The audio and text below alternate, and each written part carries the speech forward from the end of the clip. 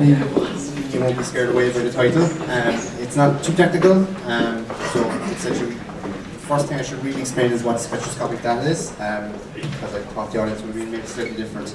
Essentially, every material could potentially generate a signature through measurement with light. So again, you don't need to worry how that's done. I'll essentially be just looking at the data that is generated through spectroscopic measurements. So one of the key terms mentioned here already is chemometrics. So what is it? And again, there's a couple of definitions. You'll see I've highlighted the main terms. So again, mathematical and statistical analysis. So I hope you're all ready for some numbers. No, I won't do that to me. I will leave that to my students. So again, I won't be showing you how the chemometrics works. I'll be showing you information that you can get from it. So I'll be essentially avoiding all the tricky details and essentially showing you the results. So what you do need to know is essentially what it is, and essentially what it's doing is it's extracting the maximum amount of information that you could actually get from your spectroscopic data, and that can vary depending on what you're looking at. So in some cases it may just be classification, so identification of different compounds, different elements. It can be monitoring of calibration that you may have, and again that can depend on your process. And again, the QSR-AR is just a modeling picture, so again, you don't need to worry about it. So I'll go through 4 case studies. So the first one will be essentially looking at phase changes in APIs. APIs are pharmaceutical ingredients. So again, it's a compound. Second one, raw ingredients identification. And the example given here again is excipients or ingredients used in pharmaceutical compounds. Support for root cause analysis, and this can be applied to pharmaceutical, food production, general production in any case. And then finally, a food example where we're essentially looking at the maturity cycle of mozzarella cheese. So again, this is a spectroscopic response from a sample. Okay, so again, there's a lot of information there. It's hard for you to see what it is and where the information is. I can see it because I'm so used to looking at it now. Essentially, we have 45 spectra here.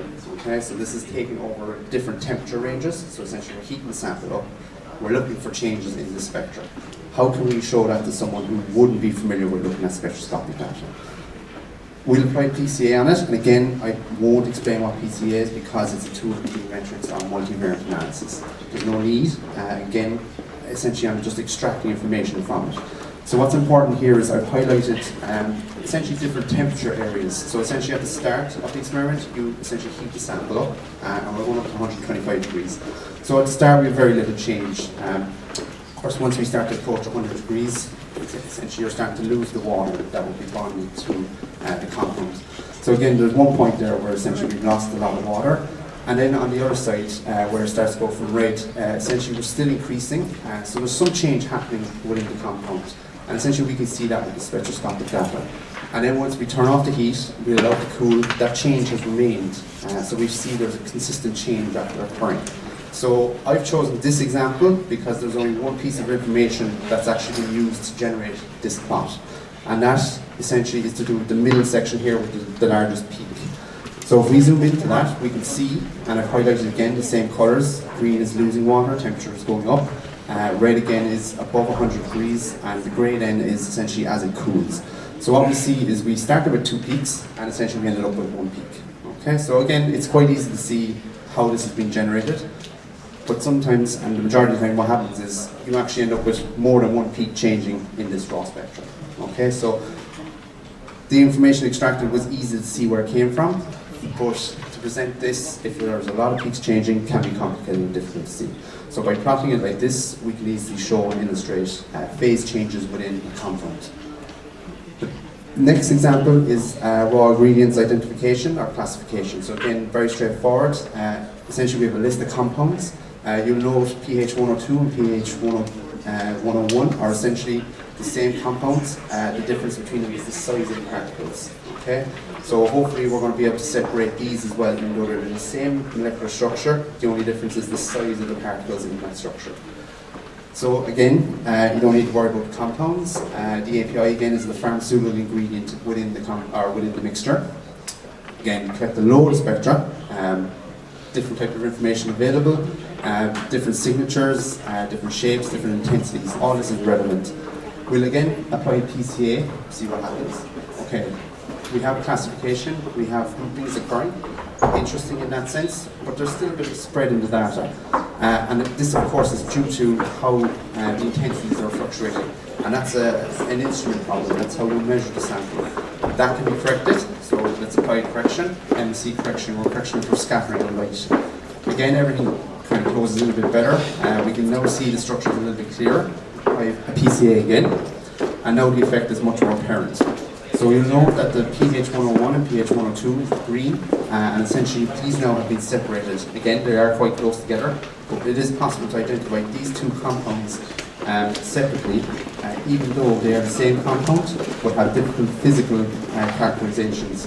And again, we can see that each of the other groupings are quite dissimilar to each other, so it is possible to identify each of these. So why would you do this, and where can it be applied? So again, I just have a list. Pharmaceuticals is what I've shown, and non-pharmaceutical excipients.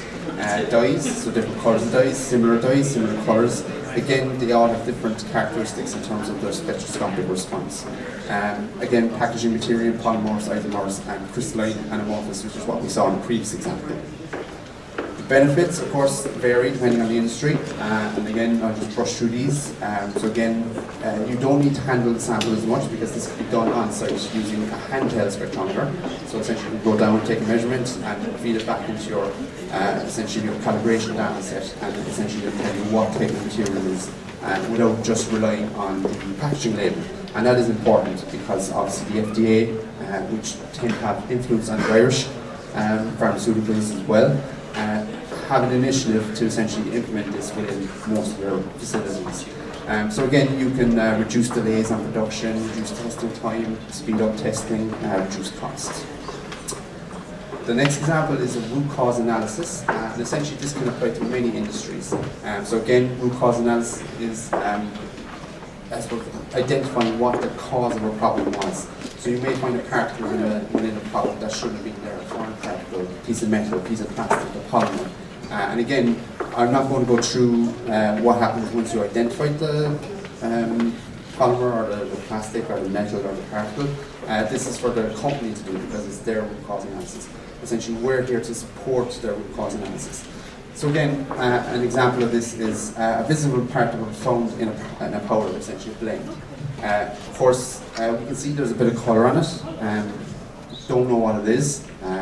Took an SEM image of it, so again, just high magnification.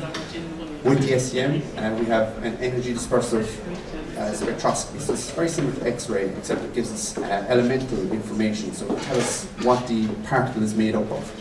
So again, we took that spectra, and we have that spectra referenced. So we know we have the particle, which is the P1, and then we have reference materials so that we could potentially match this particle to potential sources within their process line. So again, you can see the colour of the hammer is very suspiciously close to being blue, which is fine. So maybe it is this. Maybe it is a flake from the hammer that's been used to run the process. Again, that's not enough to say this is exactly the source of this contamination. So again, looking at our spectra, hard to tell what's there. A lot of information. Generally, each of these peaks essentially matches up with a fundamental element, carbon, oxygen, aluminium, iron. Again, no need to know what's going on. We apply a PCA, and essentially this shows us our results. So again, we can see we have classifications. We can see the references are positioned all over the place. So again, that shows that they're dissimilar to each other. But what we do find is that down in reference 3, which was the reference for the surface of the hammer, which is the paint, our particle, P1, essentially falls in that region. Okay?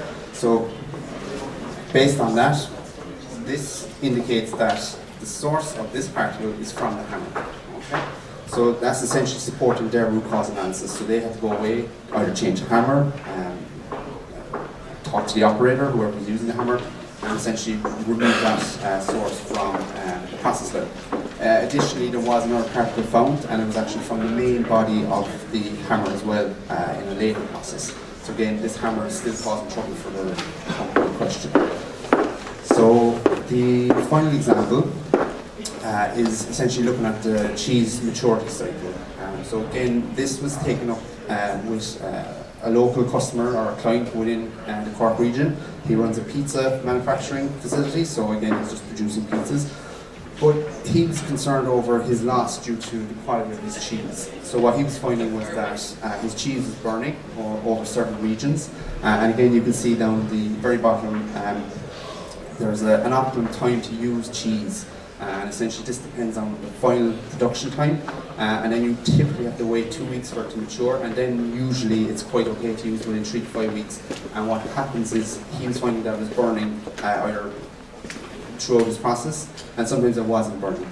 So what was happening with him is he didn't know the final production time, so he couldn't estimate which time of the week or what part of the cycle should he actually use his cheese within the production. So essentially we took an 8-week cycle of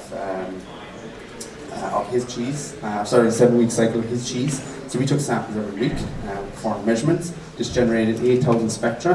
Again, this is a lot of information to be handling. So how do we process that?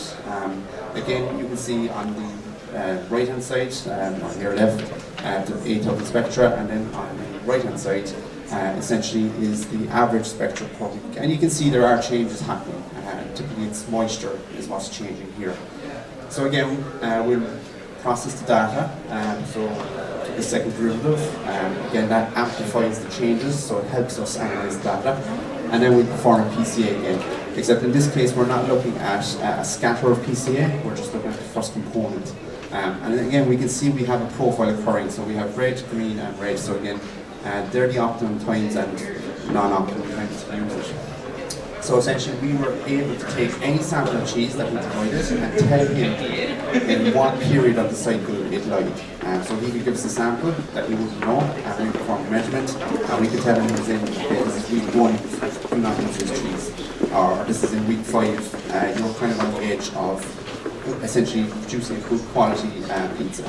So essentially with this we could build a model and that will essentially predict how well his cheese will perform in his process, essentially saving him money.